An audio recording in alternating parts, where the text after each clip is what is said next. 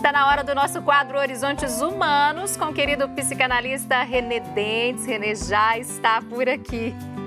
René, bom dia para você, bem-vindo. Bom dia, Síria. Bom dia aos nossos queridos telespectadores. Um prazer estar aqui. Pois é, René, aí eu queria... Hoje o assunto, a gente vai falar de excessos e vazios dos dias atuais, não é?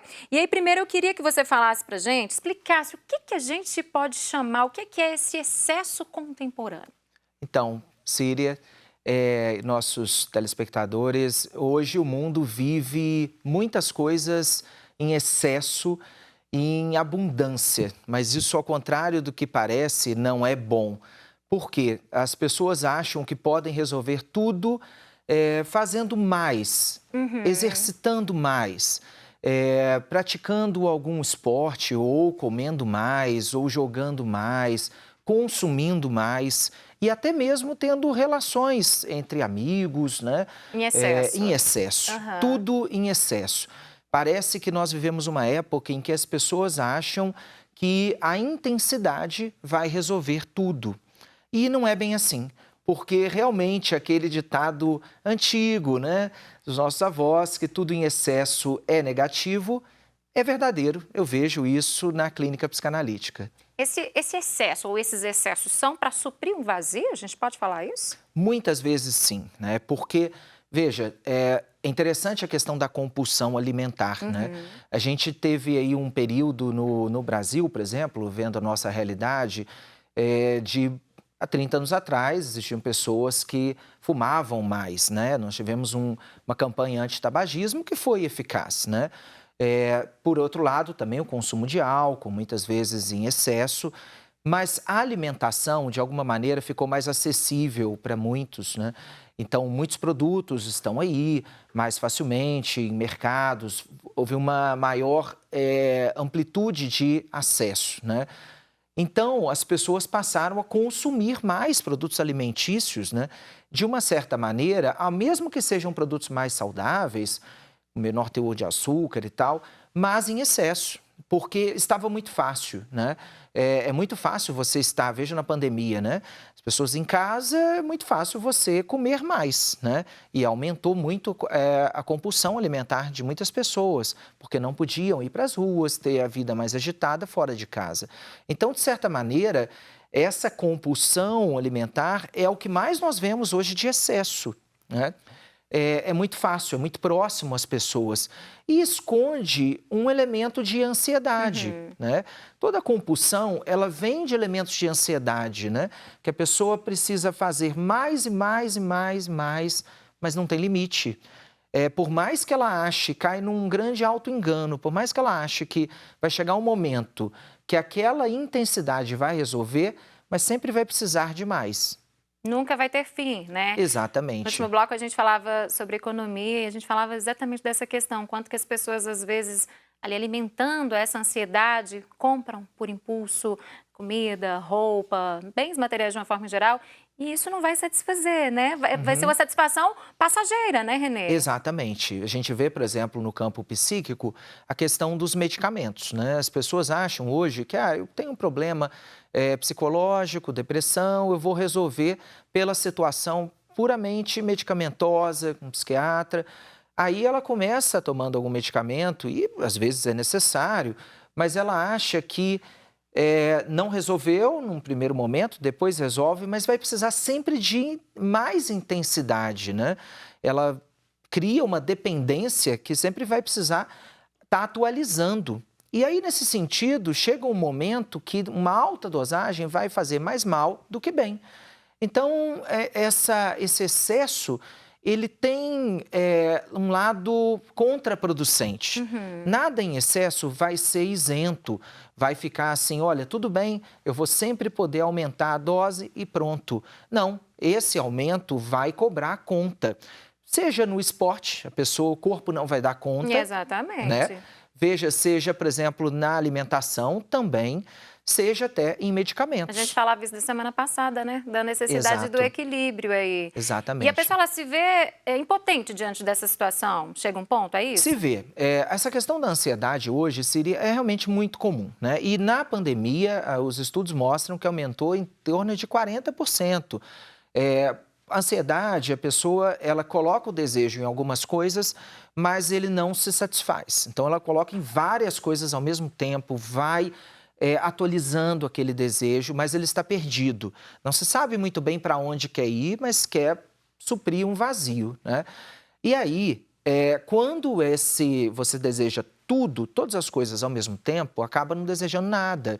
Então, você não se satisfaz, não fixa em alguns lugares do mundo a sua mente, né? E aí, com isso, chega um momento que o vazio ele vai imperando, mais do que o desejo, que é o que nos sustenta. Então, é muito comum, de um processo demorado de ansiedade cada vez mais intenso, vem a depressão.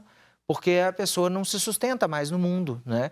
E aí se deprime, nada mais faz sentido e essas compulsões, esses excessos, eles não funcionam mais. Esses vazios contemporâneos, eles são consequência desses excessos ou é o contrário? São os excessos que são consequência desses vazios? As duas coisas, eu diria. Uma coisa é um círculo vicioso, né? Uma coisa leva a outra, porque o vazio existe, nós não conseguimos mais nos apegar a muitas coisas.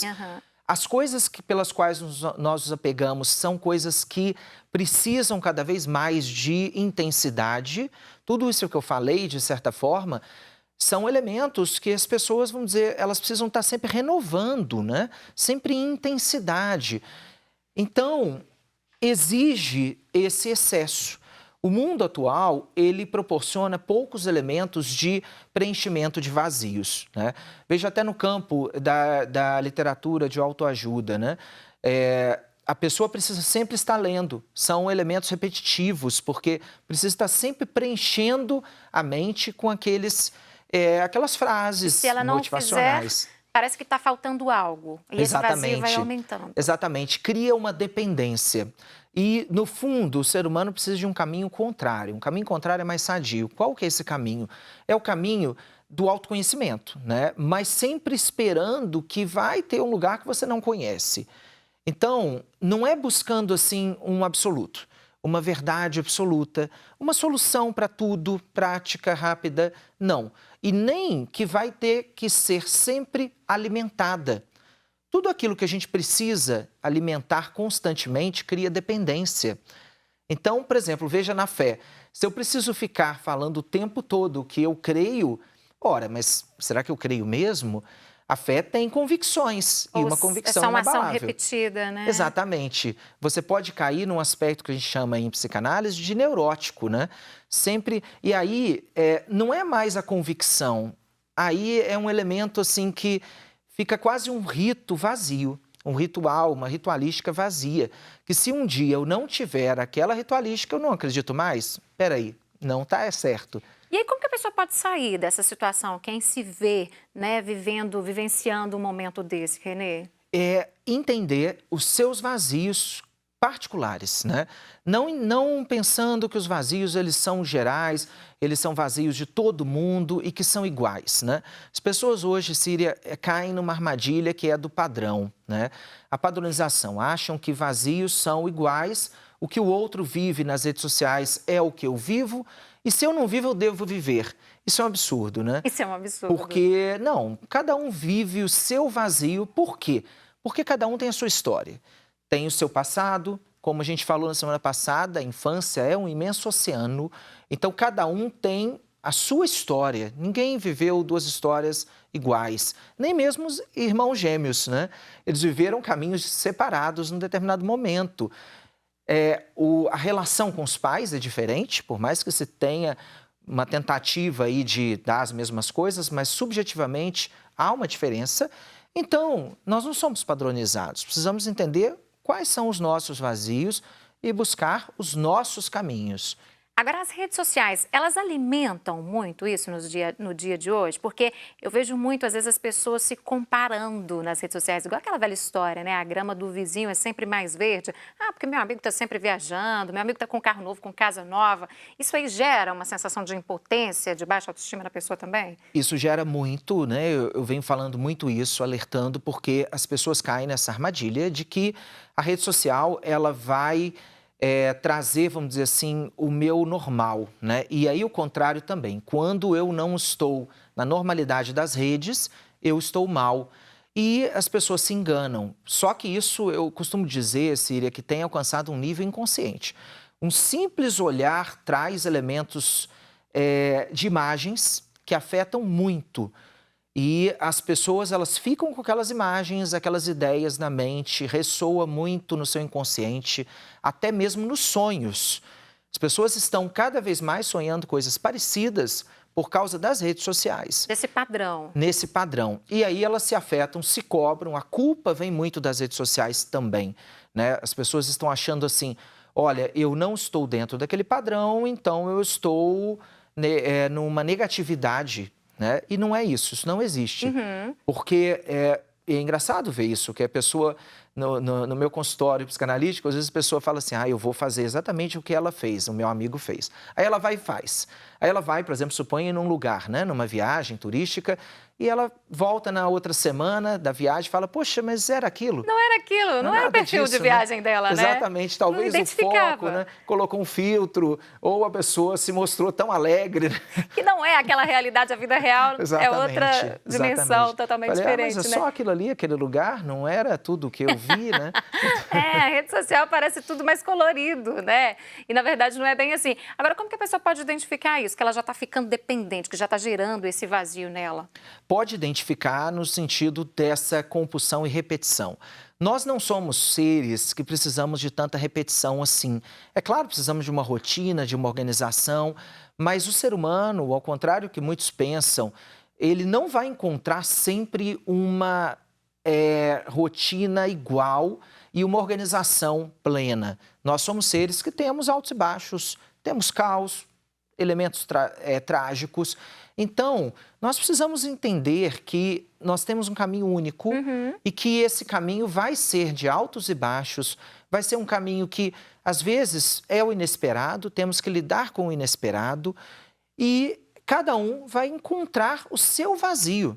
Outra coisa, nós não temos que achar que não vamos encontrar vazios. Os vazios fazem parte da nossa história.